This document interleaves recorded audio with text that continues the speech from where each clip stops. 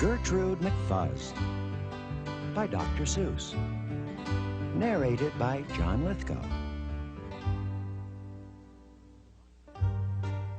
There once was a girl bird named Gertrude McFuzz, and she had the smallest plain tail ever was. One droopy droop feather, that's all that she had. And oh, that one feather made Gertrude so sad. For there was another young bird that she knew, a fancy young birdie named Lollaliloo, and instead of one feather behind, she had two.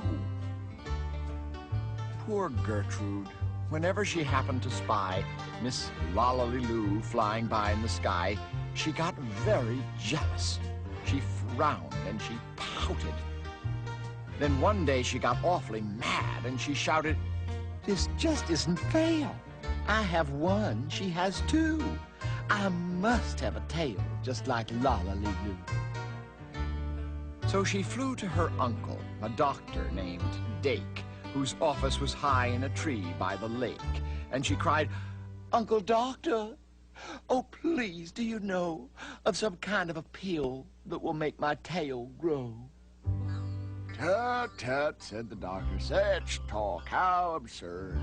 Your tail is just right for your kind of a bird." Then Gertrude had tantrums. She raised such a din that finally her uncle, the doctor, gave in. And he told her just where she could find such a pill, on a pillberry vine on the top of the hill. "Oh, thank you," chirped Gertrude McFuzz, and she flew right straight to the hill where the pillberry grew. Yes, there was the vine, and as soon as she saw it, she plucked off a berry. She started to gnaw it. It tasted just awful, almost made her sick, but she wanted that tail, so she swallowed it quick. Then she felt something happen. She felt a small twitch, as if she'd been tapped down behind by a switch. And Gertrude looked round, and she cheered. It was true! 2 feathers, exactly like Lollaliloo. Then she got an idea. "Now I know what I'll do. I'll grow a tail better than Lollaliloo. These pills that grow feathers are working just fine." So she nibbled another one off of the vine. She felt a new twitch, and then Gertrude yelled, "Whee! Miss Lolla has only just 2. I have 3. When Lollaliloo sees this beautiful stuff, she'll fall right down flat on her face, sure enough. I'll show her who's pretty. I certainly will. Why, I'll make my tail even prettier still." She snatched at those berries that grew on that vine. She gobbled down 4, 5, 6, 7, 8, 9. And she didn't stop eating, young Gertrude McFuzz, till she'd eaten 3 dozen. That's all that there was. Then the feathers popped out with a zang, with a zing. They blossomed like flowers that bloom in the spring, all fit for a queen. What a sight to behold! They sparkled like diamonds and gumdrops and gold, like silk, like spaghetti, like satin, like lace. They burst out like rockets all over the place. They waved in the air and they swished in the breeze, and some were as long as the branches of trees. And still they kept growing. They popped and they popped until long about sundown, when finally they stopped.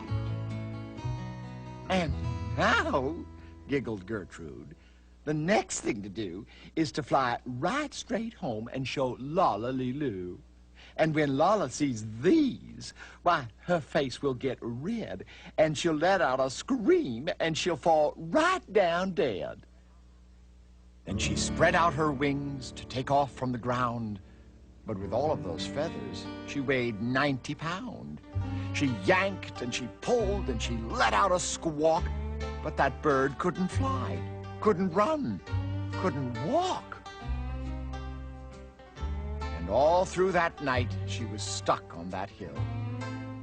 and Gertrude McFuzz might be stuck up there still if her good Uncle Dake hadn't heard the girl yelp. He rushed to her rescue and brought along help. To lift Gertrude up almost broke all their beaks, and to fly her back home it took almost 2 weeks. And then it took almost another week more to pull out those feathers. My, Gertrude was sore.